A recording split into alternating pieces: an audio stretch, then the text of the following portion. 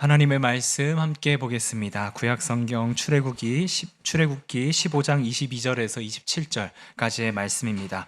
모세가 홍해에서 이스라엘을 인도하매 그들이 나와서 수르 광야로 들어가서 거기서 사흘 길을 걸었으나 물을 얻지 못하고 마라에 이르렀더니 그곳 물이 써서 마시지 못하겠으므로 그 이름을 마라라 하였더라.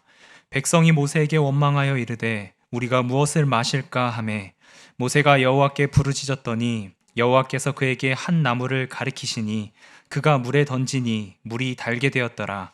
거기서 여호와께서 그들을 위하여 법도와 율례를 정하시고 그들을 시험하실세 이르시되 너희가 너희 하나님 나 여호와의 말을 들어 순종하고 내가 보기에 의를 행하며 내 계명에 귀를 기울이며 내 모든 규례를 지키면 내가 애굽 사람에게 내린 모든 질병 중 하나도 너희에게 내리지 아니하리니 나는 너희를 치료하는 여호와임이라. 그들이 엘림에 이르니 거기에 물샘 열둘과 종려나무 이른 구루가 있는지라. 거기서 그들이 그 물 곁에 장막을 치니라. 아멘. 오늘은 하나님의 튜닝 레슨 두 번째 시간으로 수루 광야에서라고 하는 제목으로 함께 말씀을 나누고자 합니다. 하나님은 이스라엘 백성들을 하나님의 사람으로 조율하기 위하여 이스라엘 백성들을 평탄한 길로 인도하신 것이 아니라 광야로 인도하셨다라고 말씀을 드렸습니다. 광야라고 하는 것은 고통의 자리인 것이 분명하지만 그 고통의 자리인 동시에 하나님의 말씀을 들을 수 있는 은혜의 자리다라고 하는 말씀까지 드렸습니다. 우리를 향한 하나님의 근본적인 마음이 있다면, 계획이 있다면 그것은 하나님의 자녀들이 근사한 사람들이 되는 것입니다. 하나님의 사람으로서 이 땅을 살아가면서 근사한 울림을 가진 존재가 되기를 원하십니다. 그런데 그 근사한 울림을 갖는다는 것은 단지 하나님의 말씀 몇 마디에 내 삶을 조율하는 것으로 이루어지는 것이 아니고요. 우리의 존재가, 전 존재가 하나님께 조율되어질 때에만이 근사한 울림을 갖게 될 수 있습니다. 우리가 지난 몇 주 동안 성도들의 튜닝에 대한 말씀을 우리가 함께 살펴보았죠. 하나님께서 우리에게 원하시는 마음, 삶이 무엇인지를 살펴보면서 온유하고 겸손하고 긍휼히 여기며 자비와 오래 참음, 그런 어떤 모습으로 우리가 살아가야 한다. 우리가 그 말씀에 우리를 조율해 나가야 된다라는 시각과 또 의미에서 그 말씀을 나누었습니다. 이건 우리들 입장에서의 튜닝입니다. 그런데 우리는 그 말씀에 우리의 삶을 조금은 조율해 나갈 수 있지만 존재적으로 온전히 변화시켜서 하나님의 울림을 가질 수 있는 존재가 아닙니다. 왜냐하면 우리는 근본적으로 죄인이기 때문에 하나님의 울림을 가질 수 없는 뒤틀림을 가진 존재이기 때문입니다. 하나님이 우리 인생을 손대어 주시지 않으면, 우리의 삶을 온전히 하나님의 사람으로 바꾸어 주지 않으면 우리는 하나님이 원하시는 그 근사한 존재가 될 수 없다라는 겁니다. 그래서 하나님은 굳이 그 고통의 자리, 그 광야의 자리로 이스라엘 백성을 이끄시고 그들로 하여금 하나님의 사람으로 조금씩 뒤틀렸던 부분, 깨어졌던 부분들을 치유하시면서 그들을 하나님의 사람으로 조율해 나가고자 하셨던 것입니다. 이스라엘 백성들은 하나님의 말씀을 듣고 이제 애굽을 떠나왔습니다. 그리고 그들 앞에서 이제 그 홍해 앞 광야에서 하나님의 말씀을 듣게 됩니다. 모세를 통하여 이제 앞으로 너희들이 가야 할 광야가 험난한 여정이지만 너희들이 이 광야의 여정을 통하여 하나님의 사람으로 분명히 온전하게 지어질 것이다. 그러니까 이제 이러한 상황 속에서 너희는 걱정하지 말고 내가 너희를 이끄는 것, 내가 너희를 이끄는 광야에서 어떻게 살아가야 하는지 좀 말을 들어라 라고 하면서 이제 모세를 통하여 두 가지의 이야기 부탁을 합니다. 첫 번째는 가만히 서서, 두려움이 상황이 올 때 도망가려고 하지 말고 가만히 서서 내 자리를 믿음으로 견고하게 지켜라 라고 말씀합니다. 너무나도 중요한 말씀이죠. 우리는 두렵고 어렵고 무서운 상황이 오면 자꾸 그 상황에서 뒷걸음질 치려고 합니다. 하나님께서 내게 주신 그 자리임에도 불구하고, 견고하게 지켜야 하는 자리임에도 불구하고, 믿음으로 굳건하게 서야 하는 자리임에도 불구하고 뒷걸음질 치려고 하는 것이 우리의 본성입니다. 그러나 그 자리에 믿음으로 견고하게 서 있으라. 그리고 두 번째 하신 말씀이 무엇이냐면, 하나님이 구원하시는 일을, 행하시는 구원을 보라라고 이야기합니다. 사방이 막혔지만, 아무런 길도 보이지 않지만, 하나님은 우리가 생각하고 있는 수준, 우리가 생각하는 차원의 길을 내시는 것이 아니라 홍해를 가르시고 그 홍해의 바닷길을 내시는 분이다 라고 하는 것을 그들에게 보여주시며, 하나님이 행하시는 구원을 보라. 네 시각을 내가 가지고 있는 차원의 생각 그리고 가치관에 두지 말고 하나님께 그 시선을 두고 나아가라. 이 광야의 여정에서 이스라엘 백성들이 가져야 하는 아주 중요한 두 가지 자세를 그들에게 말씀해 주시고 알려주신 것입니다. 이스라엘 백성들은 이 마음으로 홍해 앞 광야를 그리고 그 여정을 출발하게 됩니다. 그리고 난 후에 이제 이스라엘 백성들이 놀라운 이적을 하나 경험을 하게 됩니다. 뒤에서는 쫓아오는 애굽의 군대가 있었고요. 앞에는 그들을 가로막고 있던 커다란 바다가 있는 상황 속에서, 어디로 나아갈지 모르는 그 상황 속에서 모세를 통하여 바다가 갈라지게 하시고 그들이 그 홍해를 지나가게 하십니다. 홍해를 그들이 지나가면서 얼마나 놀라워했을까, 감탄했을까, 그 상황을 보면서 얼마나 기뻐했을까. 이스라엘 백성들은 그 상황을 지나면서요, 아마 대단한 하나님의 그 놀라운 이적들을 경험하고 찬양하고 감탄했을 겁니다.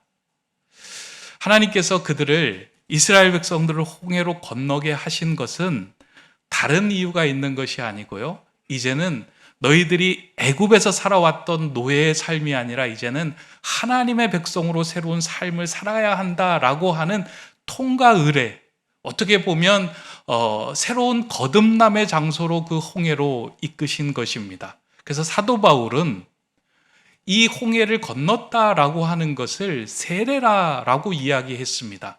고린도전서 10장 1절에서 2절에 보면 이렇게 표현합니다. 형제들아, 나는 너희가 알지 못하기를 원하지 아니하노라. 우리 조상들이 다 구름 아래에 있고 바다 가운데로 지나며 모세에게 속하여 다 구름과 바다에서 세례를 받고. 그러니까 이 홍해 사건을 이야기하고 있는데요, 그 구름 아래서 바다를 지나는 그 세례를 받은 존재가 되었다라고 이 홍해를 건너는 홍해 도하 사건을 이야기하고 해석하고 있는 겁니다. 그러니까 다시 말해서 이스라엘 백성들은 이제 애굽의 노예가 아니라 하나님의 자녀로 거듭나는 그 길을 통과했다라고 이야기하고 알려주는 사건입니다. 이 세례의 참된 의미는 거듭남에 있죠. 예수 그리스도로, 그리고 십자가의 은혜로 우리가 예수와 함께 죽고 십자가의 부활의 공로로 우리가 예수와 함께 살아나는 것, 그것이 세례의 진정한 의미입니다. 그러니까 지금은 우리가 그냥 머리에 물을 바르는데요, 원래 세례는 물속에 푹 잠겼다가 다시 나오는 그 과정을 통해서 당신은 이제 옛사람은 죽었습니다. 그러나 당신은 이제 예수 그리스도의 십자가의 부활로 예수 그리스도가 다시 살아나는 은혜로 당신은 살아난 존재가 되었습니다. 이제 하나님의 자녀로 당신은 이제 살아가면 됩니다 라고 하는 그것을 공표하는 예식이 세례의 예식입니다. 로마서 6장에 보면 사도 바울이 이를 명확하게 이렇게 정의합니다. 무릇 그리스도 예수와 합하여 세례를 받은 우리는 그의 죽으심과 합하여 세례를 받은 줄을 알지 못하느냐.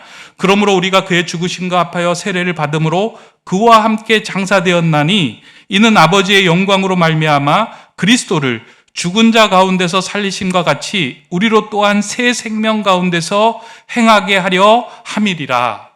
아멘. 세례의 의미가 예수 그리스도와 함께 죽었고 예수 그리스도의 생명 가운데서 다시 태어났다. 그러함으로 우리가 새 생명 가운데서 살아가게 하는 것, 그게 세례의 의미다라고 말씀해 주는 것입니다. 그래서 이스라엘 백성들이 홍해를 건너고 있는 그 사건은 하나님께서 그들로 하여금 거듭남의 은혜를 경험하게 하신 것입니다. 이제 너희들은 애굽의 노예가 아니야.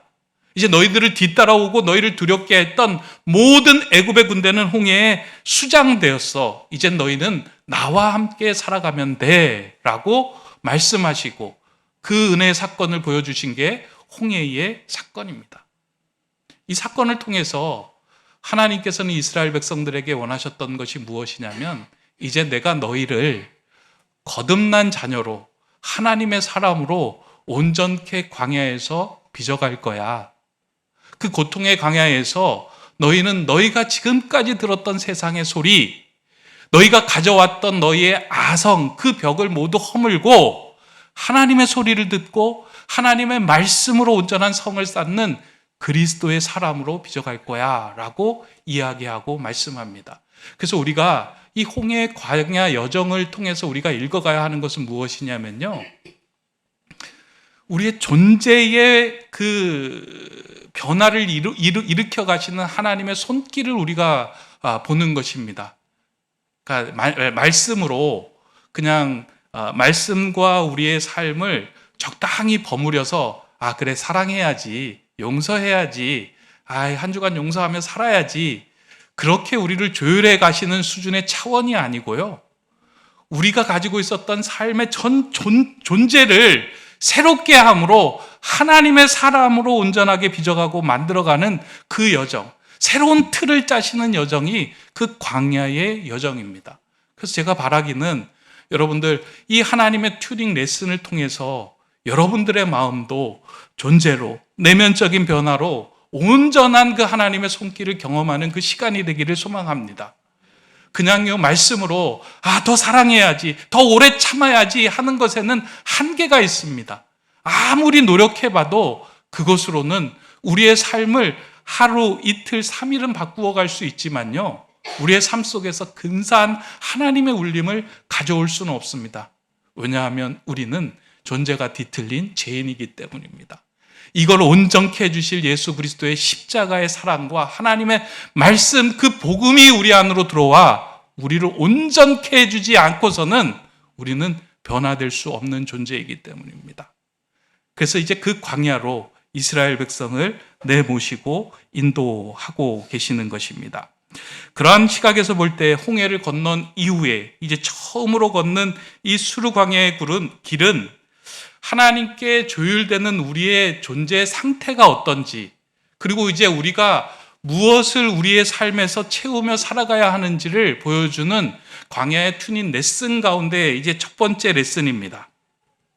오늘 본문을 보면 이스라엘 백성들이 홍해를 건넌 후에 수르 광야길에 들어서고 사흘이 되었다라고 이야기합니다. 근데 광야의 길을 사흘 걷는 건 참 쉽지 않은 일입니다. 더군다나 그 광야에는 물이 많지 않은 길이었습니다. 그러니까 사람에게 가장 중요한 것이 있다면 물입니다. 그러니까 사람의 생명을 유지하는 가장 중요한 음식이 있다면 물이에요. 물을 먹지 않으면 우리는 살아갈 수 없는 존재입니다. 그런데 그럼에도 불구하고 이스라엘 백성들은 사흘길을 물 없이 가지고 온 수통에 조금씩 물을 먹으면서 사흘길을 걷게 됩니다. 근데 놀라운 건요, 사흘길을 걸었다라고 하는 그 표현을 보면 참 놀랍습니다. 그러니까 왜냐하면 한 하루 정도 걸으면 이스라엘 백성들이 불평하고 원망해야 돼요. 근데 사흘길을 참아낸 거예요. 어떻게 참았을까? 아마 그들의 마음에는 이런 생각이 있었을 거예요. 홍해를 건너게 하신 하나님, 놀라운 일을 이루게 하신 하나님, 우리의 삶에 이런 목마름이 있지만 또 샘물을 내시고 우물을 내시고 우리로 하여금 목마른 건 모두 공급해 주실 거야 하는 그 기대감이 그들에게 있었던 것 같습니다. 그리고 모세가 했던 오리엔테이션이 그들에게는 아직도 남아 있었던 것 같습니다. 어렵고 두려움의 상황에서 가만히 서서 원망하거나 불평하거나 뒤로 물러서는 것이 아니라 이 여정 속에서, 이 과정 속에서 하나님은 무엇인가 우리에게 좋은 걸 주실 거야, 그 마음으로 이스라엘 백성들은 사흘 길을 달려왔습니다. 근데 사람도요, 참는 데 한계가 있습니다. 그러니까 하나님 그렇게 말씀하시니까 참는데요, 그러니까 내면이 온전히 하나님께 조율되지 않는 상황 속에서 우리의 삶에서 참는 건 한 사흘 정도 되는 것 같아요. 근데 사흘이 지나니까 물이 다 떨어진 상황 속에서 이제 이 참는 데 한계가 온 거예요. 그러던 가운데 그들이 우물을 하나 발견하게 됩니다. 그래서 많은 사람들이 달려들어서 그 우물에서 물을 마셨는데 그 물이 너무 써서 먹을 수가 없는 우물물이었습니다. 그래서 이게 너무 쓰다. 마라가 쓰다라는 뜻이거든요. 여기는 마실 수 있는 물이 아니야. 그러면서 물을 다 뱉으면서 그 자리에 사람들이 주저앉고 말았습니다. 아마 그 쓴물을 먹고 어떤 사람은 복통을 일으켰을 것이고 그 쓴물을 먹고 더 심한 갈증으로 그리고 더 어려운 힘든 일로 그 자리에 모든 사람들이 주저앉았을 겁니다. 이제 그제서야 그 사람들에게서 원망의 소리가 나오기 시작합니다. 모세를 향하여 원망합니다. 우리가 사흘 길을 달려왔는데 하나님께서 무엇인가 우리의 갈증을 채워주실 줄 알고 이때까지 기다렸는데 눈앞에 물이 있어서 달려가서 먹었는데 이게 못 먹는 물인데 이게 이제 우리는 어떻게 살아가야 합니까? 왜 이리로 이제 인도하셨습니까? 하고 하는 그 원망들이, 불평들이 그 사람들 속에 있는 쓴물들이 이제 막 쏟아져 나오는 상황이 된 겁니다. 그때 하나님께서 그 모인 사람들 가운데 있던 그 모세에게 한 가지 이렇게 명령을 하십니다. 주변에 있던 나뭇가지를 가리키시고 난 후에 그 나뭇가지를 그 쓴물, 그 우물에 던지라라고 말씀합니다. 모세가 그 하나님의 말씀을 듣고 그 나뭇가지를 들어서 그 마라의 쓴물에 던집니다. 근데 놀라운 일이 벌어지죠. 그 쓴물이 단물로 바뀌게 됩니다. 그러니까 이제 먹을 수 있는 물이 됐습니다. 그래서 사람들이 막 그 물에 몰려들어서 그 물을 먹고 갈증을 해갈시키는 가운데 하나님께서 그들에게 하시고자 하는 이야기들을 그들에게 들려주십니다. 그게 본문 25절, 26절의 말씀입니다. 제가 읽어보겠습니다. 모세가 여호와께 부르짖었더니 여호와께서 그에게 한 나무를 가리키시니 그가 물에 던지니 물이 달게 되었더라. 거기서 여호와께서 그들을 위하여 법도와 율례를 정하시고 그들을 시험하실세 이르시되 너희가 너희 하나님 나 여호와의 말을 들어 순종하고 내가 보기에 의를 행하며 내 계명에 귀를 기울이며 내 모든 규례를 지키면 내가 애굽 사람에게 내린 모든 질병 중 하나도 너희에게 내리지 아니하리니 나는 너희를 치료하는 여호와임이라. 아멘. 그러니까 쓴물을 단물로 바꾸고 그 물을 먹고 있는 이스라엘 백성들 귀에 하나님께서 들려주신 이야기예요. 법도와 율례를 정하고 그들을 시험하실세 라고 이야기하면서 그들에게 말씀을 들려줍니다. 근데 그들에게 들려준 말씀이 무엇일까? 야, 걱정하지 마. 너희들 육신에 갈증이 있을 때 내가 너희들 갈증 다 채워줄 거야. 그리고 너 아프지? 걱정하지 마. 내가 너 다 치료해 줄 거야. 이런 의미에서 하나님이 말씀하신 게 아닙니다. 저는 이 말씀을 수차례 읽고 묵상을 하면서요. 왜 이 육적인 갈증, 이 갈증을 통해서 하나님의 말씀 그리고 시험하신다라고 하는 이야기를 왜 하셨을까? 도대체 이 말씀을 통하여 이스라엘 백성들을 어떻게 빚어가시는 것일까? 저는 이 말씀을 읽으면서요. 이러한 생각을 했어요. 근데 육적인 갈증이 있지. 물이 필요하지. 육적인 갈증이 있으면 고통이 생겨. 그럼 너희들이 물을 찾고 그 물을 통해서 회복을 얻고 살아가는 거야. 그런데 너희들이 영적인 갈증이 생기면 어떻게 할래? 영적인 갈증에 고통이 있다는 걸 너희들이 알고 있니? 그럴 땐 너희들이 그것을 어떻게 해결해야 할 거야? 그때는 생수의 근원 되시는 나 여호와에게 나와서 나의 말씀을 듣고 내 말씀에 귀를 기울이면 너희가 지금까지 가져왔던 육신의 갈증뿐만 아니라 영적인 갈증도 내가 너희를 채워줄 거야. 나는 그런 너희를 치료하는 하나님이야 라고 말씀해 주신 것입니다. 저는 이 말씀을 통해서 이스라엘 백성이 육적인 갈증과 고통을 많이 느꼈잖아요. 나 물 없으면 살 수 없어 라고 하는 그 존재임을 깨달았어요. 근데 여기에서 그들을 시험하고자 하신 하나님의 본래 의도가 무엇이냐면 너희들은 영적인 존재야. 육적인 물로만 살아갈 수 있는 존재가 아니야. 그리고 육적인 것으로 살아갈 수 있겠다 생각하고 너희들이 마신 물, 그건 너희들에게 쓴물일 뿐이야. 실제로 너희 인생에 단물을 낼 수 있고 너희 삶의 해결을 할 수 있는 건 하나님의 말씀이고 내 말에 귀를 기울이고 순종하는 삶이야 라고 그들에게 그 말씀을 전해주신 거예요. 우린 살아가다 보면요, 육적인 갈증에는 금방 고통도 느끼고요. 물을 찾아서 마십니다. 근데 영적인 갈증이 올 때요. 영적인 고통을 느낄 때요. 이걸 어떻게 해결해야 할지 몰라서 이렇게 방황할 때가 참 많이 있습니다. 어느 순간 내 삶의 주변엔 모두 다 괜찮아요. 가족들도 괜찮고 자녀들도 잘 자라고 있고 뭐 경제적으로도 괜찮고 그런데 헛헛한 마음이 어느 날 훅 하고 내 마음으로 들어오는 거예요. 아, 누군가를 만나야 될 것 같고 무엇인가 이 빈 마음을 채워야 될 것 같아서 바깥으로 나가서 방황을 해보고 이 사람도 만나보고 저 사람도 만나보고 저 사람의 얘기도 들어보고 하지만 내 마음속에서 채워지지 않은 그 영적인 공허함을 달랠 길이 없어서 힘들어할 때가 있습니다. 뭐지? 왜 이러지? 내 삶에 이게 왜 이런 일이 벌어지지? 그럴 때에 그 영적인 공허함, 헛헛함이 우리에게 찾아올 때 우리는 오늘 우리에게 주시는 이 수르 강야에서 주시는 이 말씀을 우리는 기억하고 있어야 합니다.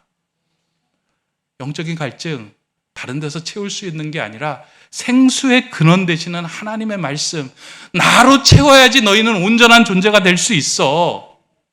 너희는 그런 영적인 존재야 라고 이스라엘 백성들에게 처음 레슨을 그들에게 알려주시고 행하신 것입니다. 저는 오늘 이 말씀이 여러분들에게 귀한 교훈의 말씀으로 들려지기를 원합니다. 육적인 고통이 올 때요, 갈증이 올 때요, 그 고통의 알람 소리가 여러분들에게 들려오잖아요. 물을 찾아서 가서 물을 마시잖아요. 그럼 영적인 갈증이 오고 영적인 고통이 올 때 여러분은 주님께로 나오고 하나님의 말씀 안으로 들어가고 그 말씀의 생수를 우리 안에 부을 때만 우리는 회복될 수 있고 하나님 은혜로 채워질 수 있는 존재다. 그 말씀에 바로 서야 한다. 그 은혜를 우리는 경험하며 살아가야 합니다. 오늘 본문 25절을 보면 이는 하나님이 그들을 시험하신 것이다 라고 이야기합니다. 시험하신 것은 테스트하였다는 거예요. 영적인 존재 그리고 육적인 상태를 돌아보면서 너희들은 지금 이런 상태야. 그러니까 이제는 이러한 삶으로 살아가야 해 라고 하는 그 상태와 진단과 교훈을 주신 거예요. 그렇다면 저는 이 상태와 진단과 교훈을 통해서 우리가 깊게 새겨야 하는 것이 있다면 저는 그 쓴물을 단물로 바꾼 나뭇가지, 여기에 우리가 좀 집중해야 할 필요가 있다라고 생각을 합니다. 하나님께서 이스라엘 백성들이 그 쓴물을 마시고 다 힘들어하고 있는 상황 속에서 나뭇가지를 가리키고 그 나뭇가지를 통해서 쓴물에 넣게 하고 난 후에 그 물이 단물로 바뀌는 것을 이스라엘 모든 백성들이 보게 하신 것입니다.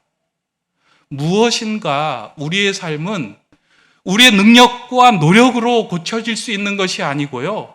하나님의 말씀으로 외부로부터 주어지는 은혜로 우리는 조율되고 온전하게 될 수 있는 존재다라는 거예요. 저는 이 나뭇가지가요, 십자가이다라고 생각이 되고 십자가의 상징이다라고 이해를 하였습니다. 왜냐하면 하나님께서 창조하신 모든 육체들은요, 예수 그리스도의 십자가의 복음이 아니고는 온전해질 수 없기 때문입니다. 우리 안에 그 십자가의 능력과 복음과 예수 그리스도의 보혈이 우리에게 덧입혀지지 않으면 우리는 그냥 그럴듯한 그리스도인, 그냥 흉내내는 그리스도인으로 살아갈 수 있지만요, 영혼의 헛헛한 소리를 제어할 수 있는 그런 알찬 생수의 근원이 넘치는 그런 삶을 살아갈 수 있지 않습니다. 근데 이게 우리가 가지고 있는 이 벽이 너무나도 높아요. 그런데 하나님 앞에서 우리의 벽을 허물고 예수 그리스도의 십자가가 필요합니다. 그분 앞에 엎드려서 그 쓴물 가운데 십자가가 들어가야지만 우리가 살아갈 수 있는 존재다라고 우리가 인정하고 하나님을 받아들여야 하는데 우리는 너무나도 지금 내가 생각하고 있는 가치관, 고집, 그 아성의 벽들이 너무 높은 거예요. 그래서 적당하게 신앙생활하고 싶은 마음들이 너무나도 많이 있습니다. 하나님은 하나님이시고 저는 저니까요, 적당하게 여기서 신앙생활 하고요, 또 돈도 좀 벌고요, 사람들에게 또 뭐 이렇게 인정도 받고요, 그리고 세상의 일도 좀 하고요. 그냥 내 벽은 허물지 않고요, 그냥 하나님도 누리고 나도 누리고 살아가겠습니다. 좀 그런 인생 되겠습니다 라고 이야기하며 우리가 살아가요. 근데 그런 인생에는요, 영적인 갈증이 올 때, 영적인 공허함이, 헛헛함이 밀려올 때 그것을 해결할 수 있는 생수가 터져나오지가 않아요. 그러니까 그 벽이 허물어져야 돼요. 수루 강야는 그 벽이 허물어지는 자리였습니다. 제가 이렇게 성경을 찾아보면서 사전을 찾아보다 보니까요, 수루라고 하는 말이 벽이더라고요. 아, 그렇구나. 수루가 이 벽이구나. 하나님이 이 벽을 허물기 위해서 지금 하나님의 말씀으로, 십자가의 능력으로, 복음으로 이 벽을 허물기 위해서 지금 그 강야에 이스라엘 백성들을 데리고 온 것이구나. 그 벽이 허물어지지 않고서는 하나님의 능력이, 말씀이, 십자가의 복음이 우리 안으로 들어올 수 없다라는 겁니다. 이 수루를 다른 말로 에담이라고 하기도 하는데, 이 에담도 벽입니다. 얼마나 이게 우리 안에 벽이 가득하면 이게 여러모로 그냥 다 벽이에요. 근데 이 벽을 허물 수 있는, 그 벽을 허물고 예수 그리스도의 하나님의 말씀으로 우리가 새로 존재로 거듭나기 시작할 때 우리 안에 채워지는 모든 말씀을 통하여 우리는 새로운 존재로 울림을 갖는 사람이 될 수 있습니다. 이번 그 특세 기간을요, 십자가의 울림이라고 잡았잖아요. 그러면서 우리가 이 쓴물에 던져진 이 나뭇가지, 이 말씀을 오늘 우리에게 주시는 참 큰 의미가 있고 이유가 있겠구나 하는 생각을 했어요. 오늘 이 땅을 살아가면서요, 내가 가야 하는 길을 걷다가, 내가 생각하는 벽을 쌓다가 우리 하나님의 말씀을 들을 수 있는 마음과 길을 모두 다 그 청력과 그 능력을 상실해버린 거예요. 그래서 아무리 무슨 이야기를 해도 하나님의 그 영적인 갈증과 고통이 우리의 가슴에 쿵쿵하고 울려지지가 않는 거예요. 그리고 하나님의 생수로 채울 수 있는 그 길이 열려지지가 않은 거예요. 그런데 하나님께서 예수님을 통하여, 십자가를 통하여 그 길을 내시고 우리로 하나님께 나아갈 수 있는 그 은혜의 그 길을 만들어 주신 게 십자가의 길이에요. 십자가의 울림이라는 것은 이제 우리가 하나님의 사람으로 온전히 조율될 수 있는 그 능력의 울림을 받을 수 있는 가장 특별하고 가장 유일한 자리라, 그 말씀을 하시고자 오늘 본문으로 우리를 이 자리로 데리고 오신 거예요. 여러분 인생에 혹시 수루 강야를 지나고 계신 분들이 있다면 저는 이 말씀을 그냥 허투루 들으지 않으시길 바랍니다. 괜찮아, 그냥 살면 되지 뭐. 적당하게 살다가 적당하게 목마르면 물 마시고 살아가면 되지 뭐. 그러면 우리 안에서 계속 쓴물이 터져 나옵니다. 그러나 십자가의 복음이 우리 안으로 당겨지고 말씀이 당겨지면 두려움의 상황에서, 광야의 상황에서, 어려움의 상황에서도 우리는 단물을 내는 인생으로 살아갈 수 있게 됩니다. 그것을 치료하는 하나님으로 오늘 우리를 만나주시고 우리를 이 광야에 이끌어 주시고 이 예배 자리로 인도하신 것입니다. 혹시 마음에 그러한 헛헛함이 있다면요, 이번 고난주간 특세에 오셔가지고 이 십자가에 우리의 마음을 조율하는 시간을 함께 가지시기 바랍니다. 십자가 아니고서는 우리를 조율할 수 있는 것이 없기 때문입니다. 고난주간 특세 나오라고 하는 목사님의 약 파는 소리처럼 들리시나요? 절대 아닙니다. 결코 아닙니다. 사도 바울이요, 그렇게 고백해요. 세상의 학문과 세상의 지식과 성경에 청통했던 사도 바울이 나는 이제 세상의 모든 것을 배설물처럼 여기고 오직 예수 그리스도와 십자가 외에는 알기를 원하지 않는다. 나는 십자가를 자랑하는 인생으로 살아가겠다 라고 이야기합니다. 하나님의 말씀을 자랑하는 것이 아니에요. 내가 근사한 울림을 내는 것을 자랑하는 것이 아니에요. 내가 십자가를 자랑하는 삶을 살겠다라고 하는 거기에는 큰 의미와 하나님의 놀라운 비밀이 있기 때문입니다. 이제 말씀을 맺고자 합니다. 하나님은 저와 여러분을 하나님의 근사한 사람으로 빚어가기를 원하십니다. 근사한 사람으로 빚어가는 것은 하나님의 손에 달려 있는데요, 그 하나님의 손에 우리의 삶을 온전히 맡기고 그 말씀에, 그 예수 그리스도의 십자가의 복음에 우리의 마음을 온전히 내어놓을 때 그 하나님께서는 우리를 하나님의 근사한 울림을 가지고 있는 존재로 만드실 겁니다. 그 울림을 소유하는, 그 울림을 다시 한번 조율해 나가는 저와 여러분 되시기를 주님의 이름으로 축원합니다. 기도하겠습니다. 생수의 근원 되신 하나님, 오늘도 광야에서, 이 수루 광야에서 하나님의 말씀을 듣게 하시고 생수의 근원 되시는 하나님께로 한 걸음 나아갈 수 있는 은혜를 허락해 주심에 감사를 드립니다. 하나님, 나의 노력과 애씀으로는 우리는 하나님을 닮아갈 수 없는 존재임을 고백합니다. 내 안에 참 평안을 누릴 수 없는 존재임을 압니다. 하나님, 다시금 우리의 마음에 하나님의 말씀의 생수가 차오르게 하시고 예수 그리스도의 십자가의 복음으로 존재적으로 조율되는 삶이 되게 하여 주시옵소서. 영적으로 가란 우리의 삶이 십자가의 보혈로 조율되게 하여 주시고 육신에 일어나는 모든 질병들이 예수 그리스도의 보혈로 치료받게 하여 주시옵소서. 우리의 치료자 되시는 예수 그리스도의 이름으로 기도드립니다. 아멘.